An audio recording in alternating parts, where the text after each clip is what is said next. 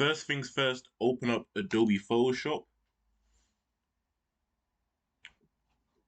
and then click on Create New over on the left, right over here.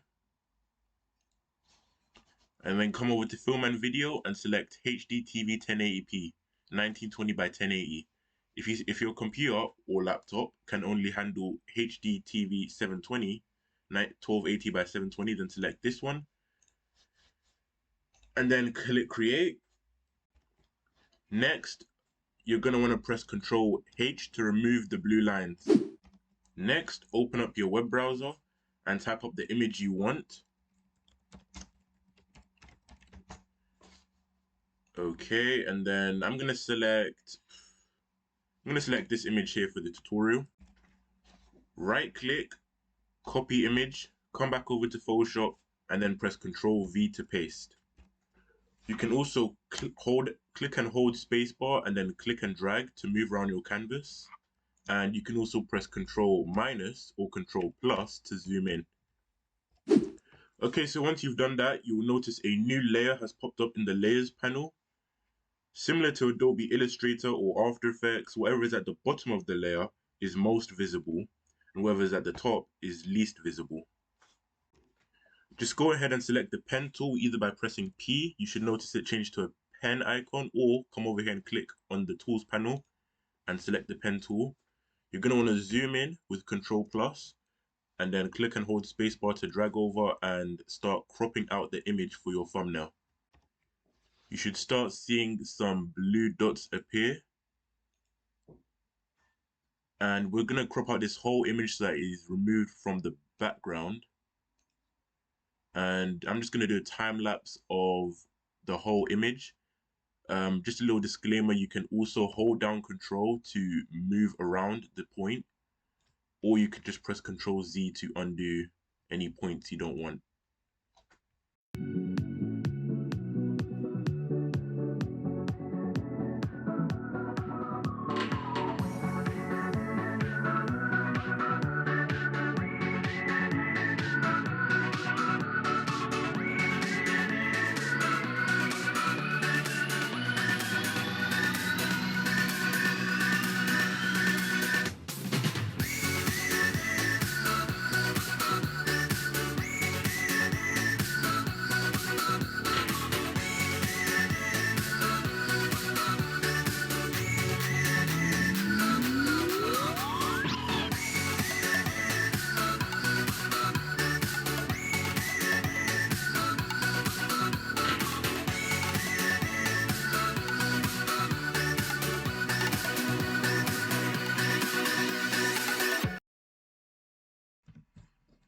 Okay, once you're done, just join up your last few dots right to the last end. You should see it should now look like this. Just go ahead and right click on the last dot, make a selection and set the feather radius to 1 and then click OK. Your cropped image should now be glowing white. You can either press V to select the selection tool or come up to the tools panel and select it like that. Just click on it once, press Ctrl C and then Ctrl V, and now you'll see a new layer pop up indicating that it has been duplicated. You've now copied and pasted your image. Let's just zoom out with Ctrl minus, and there you go, a new image for your thumbnail. Now we're going to get rid of this annoying background here, but first I'm going to add this fire here because I want it to be in my thumbnail as well. So I'm just going to do a quick little time lapse of me cutting out this fire right here.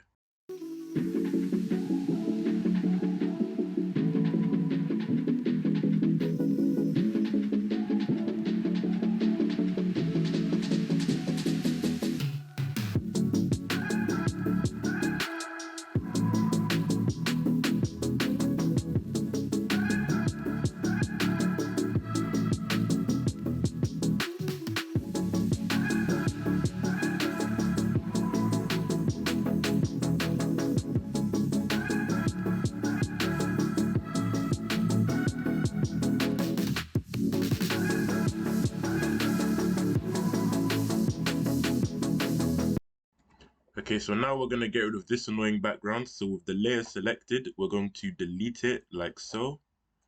Just click on the delete icon right down there, and then now you can have your objects ready to import your own background, either from Adobe Illustrator or using Google Images. You can also come to the layers panel and toggle on and off the visibility of your layers as well. Now I already have my image selected here, so I'm just going to copy it and paste it into Photoshop with Control V. Okay, so I've imported in the background, but it's actually needs to be put, there we go. Just move it down to the bottom so that we can see the file. Now we're going to press Control T to activate the transform tool. I'm going to rotate it a bit, maybe just enlarge it, move it down here, maybe rotate it a bit. There we go. Make him a bit bigger, stand out a bit more. There we go. We're going to have him there. We're going to move his file over here. Control T. Enlarge the file. And there we go. Now we're going to get into the effects. So all you have to do is with the layer you want. So we're going to start with Ragnar first. We're going to double click on the layer just over here. And you're going to open up the layer style panel. And you can do things like stroke, but stroke is usually for text, which we're going to get into later. Inner shadow. You can do inner glow, outer glow. We're going to do an outer glow first. And then we're going to click on it to access its properties. We're going to set it to maybe a nice red. Make it stand out and change the opacity of it. So these are just some effects you can do to make your thumbnail stand out. The noise is going to make it how dark and toned it is. The spread. So we're going to set that to about there. Going to set the size. So okay. Also going to add a drop shadow effect to it. And change the opacity of that. Just a bit. And lower the distance, the spread. Yeah, it's okay. The size. We're just going to Control Z to leave the size where it was. Okay, that's not going to work. We'll do that. Maybe a bevel and emboss. Nah, that's not really doing much. Anyway, you get the idea. Click OK, and there we go. You've added some effects to Ragnar. You can see that the effects are now active over in the layers panel. And we're going to do the same for his fire. So with the layer selected, we're going to double click to activate layers style. We're going to add a bevel and emboss. And we're going to increase the depth a bit. Maybe just about there. The size. I think I'm going to set that to up. There we go. There we go. Add a bit of that. Soften it out a bit. The opacity is okay. We're going to add maybe an outer glow. Yeah, an outer glow would be nice. We're going to add an outer glow. Opacity of that.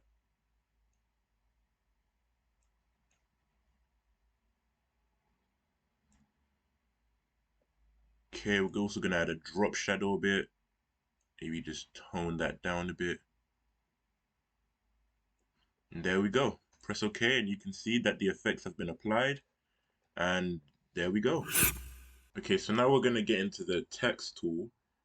So either come to the tools panel and click on it, or just tap T on your keyboard like so. And you can see it changes to a text icon. Just click anywhere on the screen, but before I do that, I'm just going to turn down the size of it. So this controls the size right here. I'm just going to turn down the size before I click. There we go. I'm going to say easy Photoshop. Then you can, once it changes to this icon, you can now move it around. No need to go into the move tool. We're just going to plop that right there and then highlight it first and then come up here to change the color of it if you want to a nice reddish. Go ahead and leave it about there. And then press OK when you're done. And there you go. You can now see it's in the layers panel. The text tool is on its own separate layer. If I can just move this down.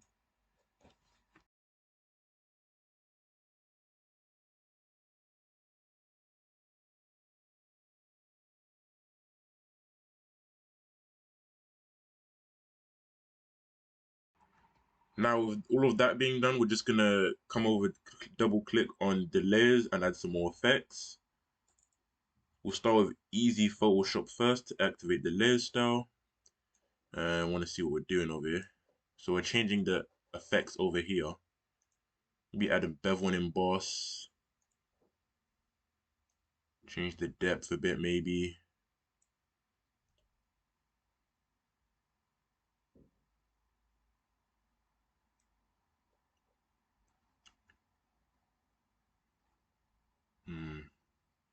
Let's add a drop shadow.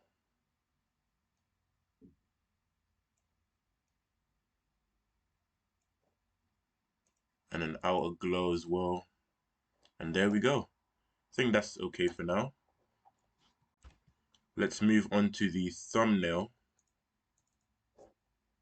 Just activate the layer style. We'll add a bevel and emboss to you as well. Actually, no. For you, we'll do a inner glow. Let's see. Actually, no. Oops, that's an inner shadow. We'll do an inner glow.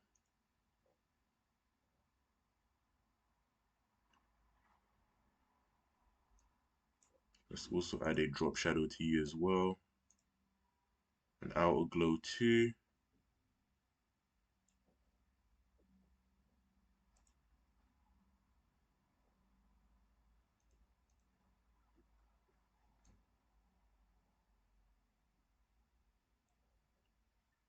Click OK on that. Let's also add the tutorial. This one we'll give this one a stroke. We'll make this one different.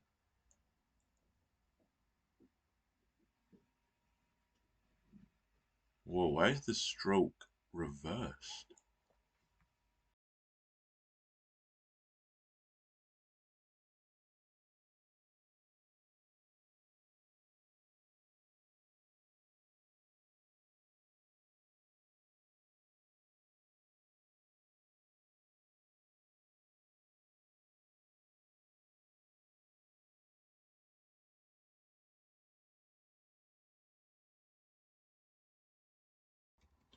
Now I'm just going to add some more effects. I didn't really crop this out nicely. You can see there's still a bit of white. If I just zoom in, there's still a bit of white on the outside, but that's okay. Just going to add some effects to it.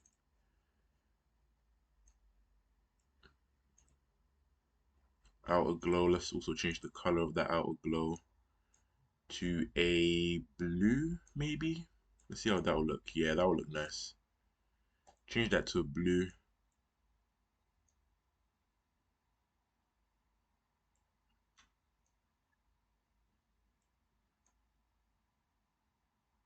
We'll just leave that there.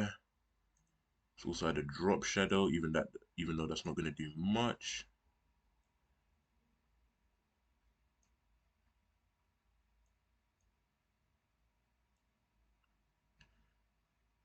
Let's add a maybe not a bevel and emboss.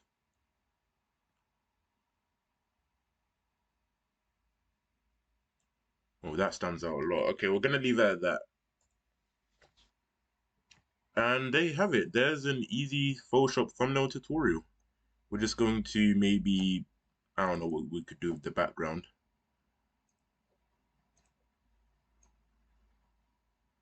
Maybe we could add a bit of that, bit of depth over here.